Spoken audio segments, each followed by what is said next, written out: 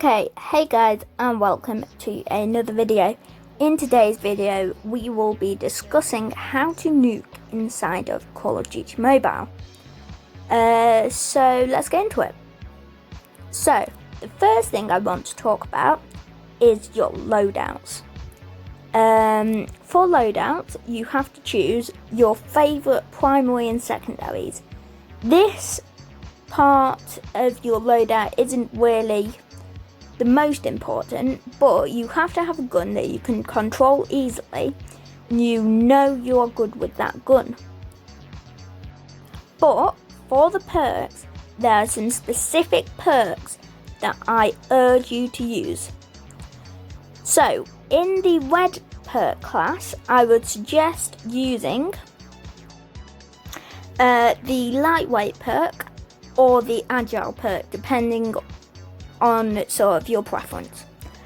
But for the green perk, Vulture, definitely starting off would be a helpful perk to use, as when you kill enemies, then you walk over their bodies, it gives you an extra amount of ammo, which is really good for people who don't have as good aim and aren't as hitting as many shots as they would need to.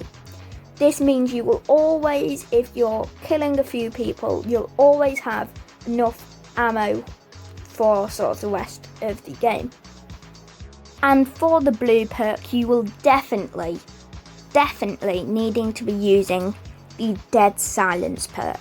This perk is the best perk, the most powerful perk in the entire game. Use it on every class. It is the best blue perk and best perk ever. For operators, I would suggest using the transform shield, as any operator that can kill people does not count towards the 20 kills needed to get a nuke. But even so, you normally won't use your operator skill if you are really tryharding and trying to get that nuke. As you can see, this is the class I am using in the gameplay video in this video. But moving on, the next topic is choosing a mode. I would suggest choosing Domination, as it's a long mode, so there's more amount of time you can spend trying to get those kills. And also, the round doesn't end because of kills.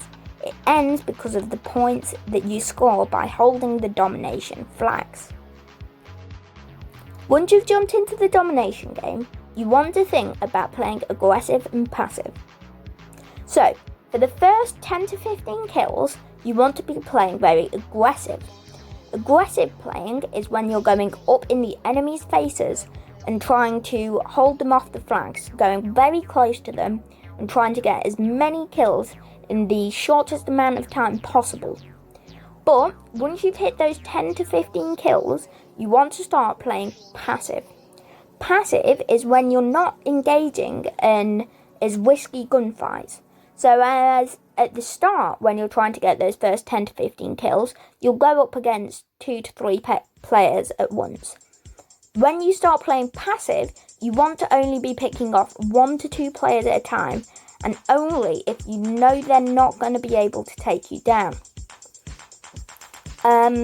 This means that you will get less amount of kills, and it will take longer to get kills, but there's less of a chance that you are going to be taken down by other players. Normally getting a nuke takes more than one time.